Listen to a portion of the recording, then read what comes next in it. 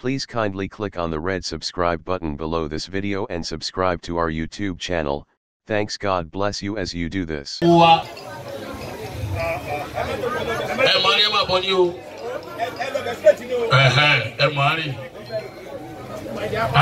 Yabujo. Oni alubarika. Eti ani alubarika.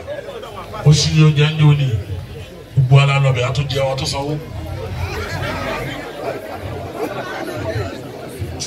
Gaide pe me da kan fi mi le jari apawo lọ́wọ́.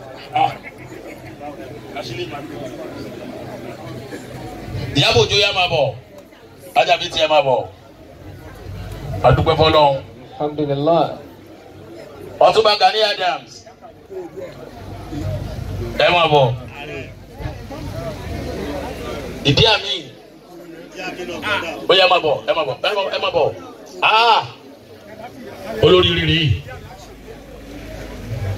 Oṣù Jàre, Ajabi tí a. Alárafa mi. Ó ní àlùbáríkà tí ó pọ̀. Ó ṣe oríire, ó ṣe àwọn oríire. Ó dẹ̀ máa rìn. À ń bá mú ká dúpẹ́. Àbílẹ̀ ìtọ́lọ́ ṣe fún yorí lákọ́. Bóyá bísímìlá. Bóyá ọkùnrin yìí má bọ̀. Ẹ̀gbọ́n wa nìyẹn. Bóyá owó à ń gba dọ́là, à ń gba bàtà, à ń gba ago. Suleiman Atawẹ́wẹ́ kì í o.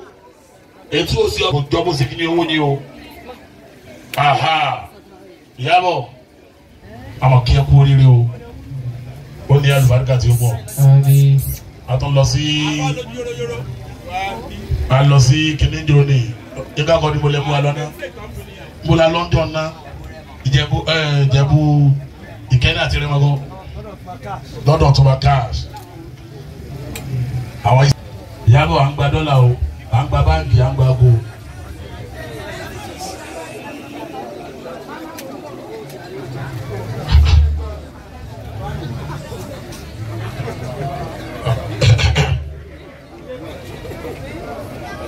Ìdí àmì àtúrí Ìyábọ̀ Ọlọ́run bá àlùbáríkà sí òṣèré ó ní àlùbáríkà iléeṣẹ́ tẹ̀ ní oníbàjẹ́ àmì tí Gani Adams wọ́n ti débi ṣáínà àpàdà sí burúkú ní tọ́sí yìí o ẹjọ́ yìí kí ṣáínà ráyè sàmì àpàdà sí burúkú ní tọ́sí yìí o ààrẹ àtọ́lọ́wọ̀n ní dàrú ọ̀dàlà àìsàyí má bọ̀ alálùbáríkà yẹn ni wàlá alálùbáríkà ni ọ̀rọ̀ rẹ̀ ò ní dàrú wọ́n ní Atawẹ́wẹ́ wà ń bẹ̀ yẹn Táyé Currency wà ń bẹ̀ yẹn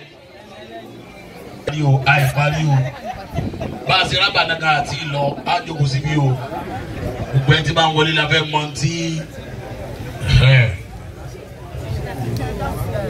lẹ́sìn báyìí Alhaji Musiliu ní àdìyẹ sẹ́yìn olú ọmọ ní bọ̀ yìí àti Táyé Currency Allahu Akbar ẹ̀yìn wà nàbọ̀ Muhammad sallallahu alayhi wa sallam. òun àwọn yẹn sì yìí wà nàbí. sallallahu alayhi wa sallam. òun àwọn yẹn sì yìí wà nàbí. sallallahu alayhi wa sallam.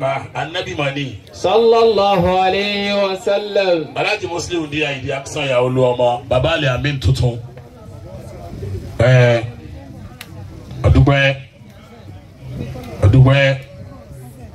Thank you so much for watching our videos, and importantly you need to subscribe because we drop videos almost every day. Any events going on in Nigeria, Gboah TV is always the first to get there, so you just need to subscribe unless you'll be missing out. And how to subscribe? There's a circle here written Gboah TV. Click on it, you see a subscribe button. Click on the subscribe button. That's all. And if any event just take place or you heard something, just go on YouTube, search for Gboah TV. You see the. And if you have a big show coming up, any event, you can call us.